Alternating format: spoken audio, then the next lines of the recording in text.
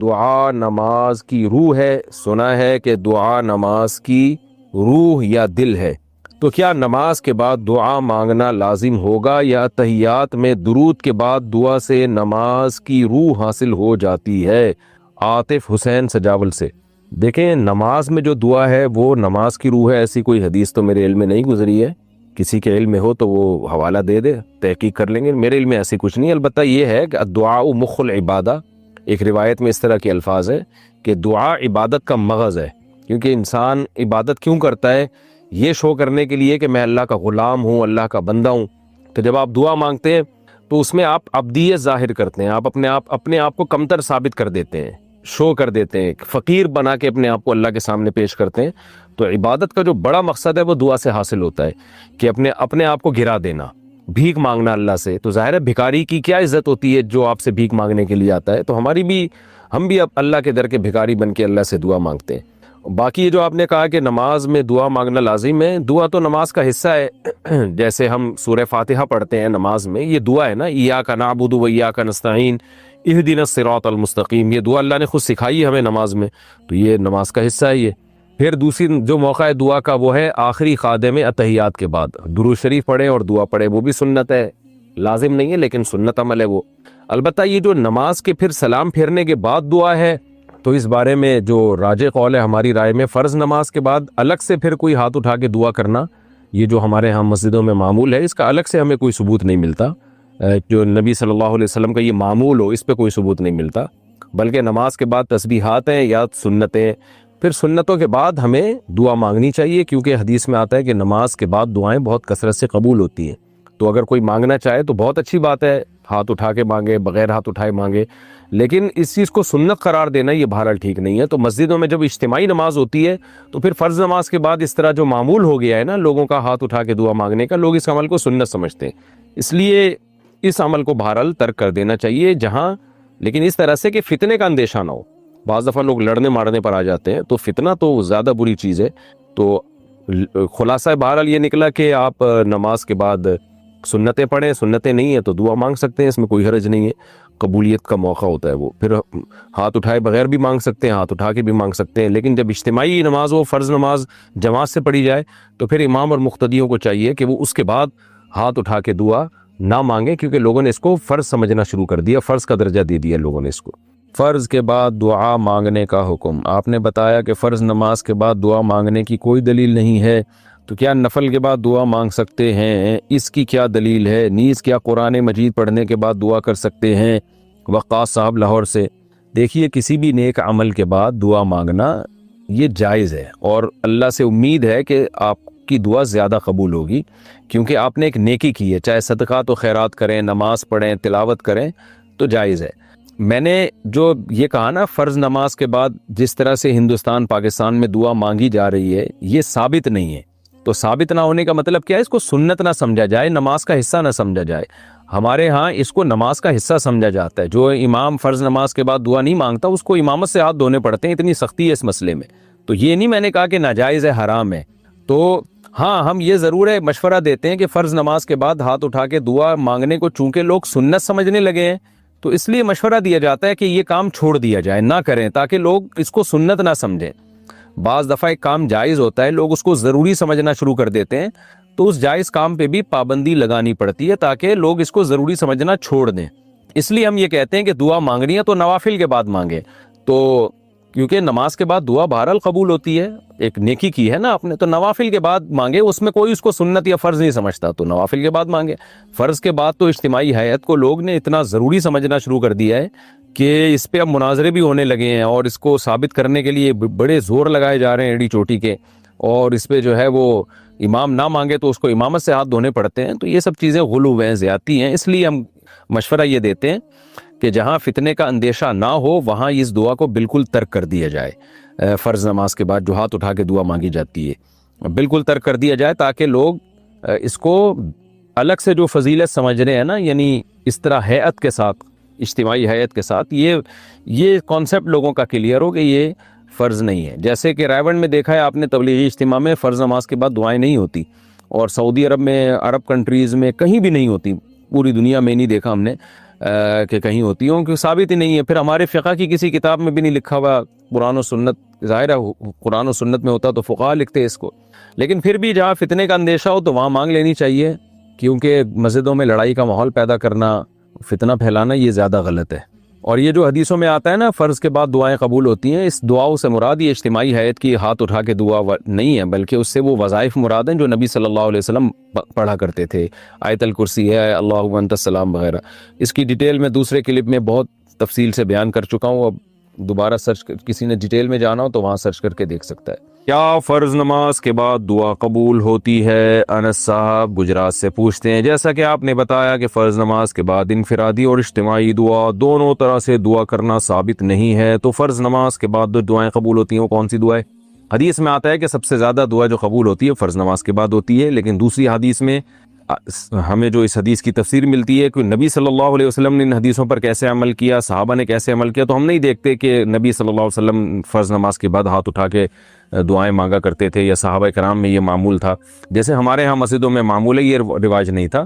تو بلکہ ہمیں حدیث میں وظائف ملتے ہیں کہ آپ صلی اللہ علیہ وسلم فرض نماز کے بعد آپ نے ترغیب دی اللہم انت السلام پڑھنے کی، اللہم لا مانع لما اعطیت ولا معطی لما منعت ولا ينفع ذا الجد منک الجد. یہ وظائف ہیں جن کو دعا کہا گیا ہے. جیسے مسجد میں داخل ہونے کی دعا ہے نا، تو ہے تو وہ دعا. اب یہ نہیں کہ آپ ہاتھ اٹھا کے دعا مانگنا شروع کر دیں، بلکہ وہ وظیفہ ہے. جب آپ مسجد میں داخل ہوں گے درود شریف پڑھ کے اللہم افتح لی ابواب رحمتک، اس کو دعا کہا گیا ہے، تو یہ قبول ہوتی ہے. مسجد سے نکلنے کی دعا، اذان کے بعد کی دعا اللہم رب ہذہ الدعوۃ التامہ. تو اسی طرح نمازوں کے بعد کی دعائیں جو ہیں وہ مقرر کلمات ہیں، منقول کلمات ہیں جو آپ صلی اللہ علیہ وسلم پڑھا کرتے تھے. چونکہ صحیح حدیث سے یہ بات ثابت ہے کہ آپ صلی اللہ علیہ وسلم فرض نماز کے بعد اللہم انت السلام کے بقدر بیٹھتے اور پھر کھڑے ہو جاتے. تو یہ صحیح حدیث سے یہ بات ثابت ہے. میں بیان میں اس کا حوالہ بھی دے چکا ہوں. تو اور اس سے بھی پتہ چلتا ہے کہ وہ جو فرض نماز کے بعد دعائیں ہیں نا، جو سارے وظائف نبی نے بتائے ہیں، وہ بھی فرض نماز کے متصل بعد نہیں ہے، بلکہ سنتوں کے بعد ہیں. یعنی فرض نماز جب مکمل ہو جائے سنتوں کے ساتھ اس کے بعد ہیں. اس طرح سے تمام حدیثیں جمع ہو جاتی ہیں. تو کیونکہ دوسری حدیث میں آ رہا ہے کہ آپ اللہم انت السلام کے بقدر بیٹھتے تھے، اور ایک حدیث میں آ رہا ہے کہ اللہم لا مانع لما اعطیت پڑھتے تھے. اسی طرح حدیث میں آتے آیت الکرسی پڑھنے کی بھی ترغیب ہے. تو علماء نے دونوں طرح کی حدیثوں کو جمع کر کے یہ کہا ہے، جو محقق علماء ہیں، کہ فرض نماز کے بعد آپ اللہم انت السلام کے بقدر دعا مانگیں، یعنی اللہم انت السلام پڑھیں، یہ خود دعا ہے. اس کے بعد آپ سنتیں پڑھیں، پھر اس کے بعد باقی تمام وظائف آپ کمپلیٹ کریں، اور پھر آپ اگر ہاتھ اٹھا کے دعا مانگنا چاہیں تو جائز ہے، اس میں کوئی حرج نہیں ہے. فرض کے بعد جب ہاتھ اٹھا کے پابندی سے لوگ دعا مانگتے ہیں تو لوگ اس کو نماز کا حصہ سمجھتے ہیں. جب آپ سنتوں کے بعد اخپل طریقے سے دعا مانگیں گے تو وہ تو مانگیں، جتنی مرضی مانگیں، اس کو لوگ سنت بھی نہیں سمجھتے. وہ جائز ہے، اس میں کوئی حرج نہیں، بشرطے کہ وہ بھی اجتماعی نہ ہو، کیونکہ اجتماع کے لیے ثبوت چاہیے. کبھی کبھار اجتماعی ہو جائے وہ تو فرض کے بعد بھی ہو سکتی ہے، کبھی کبھار لوگوں کو تعلیم دینے کے لیے. معمول بنانا ٹھیک نہیں ہے. تو ہم معمول کے خلاف ہیں کہ اس سے لوگ اس عمل کو سنت سمجھتے ہیں. اور فقہا نے بھی اس کا تذکرہ نہیں کیا اس دعا کا، بلکہ اس کے خلاف تذکرہ کیا ہے. فتاوی عالمگیریہ جو فقہ حنفی کی مشہور کتاب ہے، اس میں صاف لکھا ہوا ہے کہ امام کو چاہیے کہ نماز کے بعد اللہم انت السلام ومنک السلام تبارک یا ذا الجلال والاکرام اتنی دیر بیٹھے اور پھر کھڑا ہو جائے. وہاں بھی یہ نہیں ہے کہ دعا مانگے ہاتھ اٹھا کے. تو ہماری جو عربی فتاوی ہیں ان میں بھی یہی لکھا ہوا ہے، اور قرآن یعنی احادیث میں سے بھی یہی بات ثابت ہے. تو اس لیے ہماری رائے ہے. باقی یہ اختلافی مسئلہ ہے، لوگ اگر اس پر کچھ علماء اس کے خلاف چل رہے ہیں تو کسی عالم کی شان میں گستاخی جائز نہیں ہے. عوام کو یہ حق حاصل نہیں ہے کہ وہ علماء کے عیب نکالے. جس کو یہ سمجھ میں آ جائے تو اس پر عمل کرے، نہیں سمجھ میں آئے تو بھئی جس کی بات سمجھ میں آ رہی ہے اس پر عمل کریں. ایک دوسرے سے لڑے نہیں، اختلاف نہ پھیلائیں، نفرتیں نہ پھیلائیں. چھوٹے چھوٹے مسائل ہیں، یہ کوئی بہت بڑے بڑے مسائل نہیں ہیں. تو اپنی رائے پر عمل کریں اور کسی کو نہ برا کہیں، نہ برا سمجھیں، نہ کسی کو جاہل سمجھیں. سب کا مقصد حدیث ہی کو فالو کرنا ہوتا ہے. سوچنے کا انداز سب کا ایک دوسرے سے مختلف ہوتا ہے، لیکن ہماری رائے بہرحال یہ ہے اور مجھے اس پہ بہت زیادہ اطمینان ہے. شرح صدر ہے. وطر کی نماز میں مسنون قراءت کیا ہے؟ محمد صاحب گجرات سے پوچھتے ہیں. کیا وطر کی پہلی رکعت میں سورہ اعلیٰ یعنی سبح اسم ربک الاعلیٰ اور دوسری میں سورہ کافرون اور تیسری رکعت میں سورہ اخلاص پڑھنا سنت ہے؟ کیا روزانہ سنت کی نیت سے اس کا معمول بنانا درست ہے؟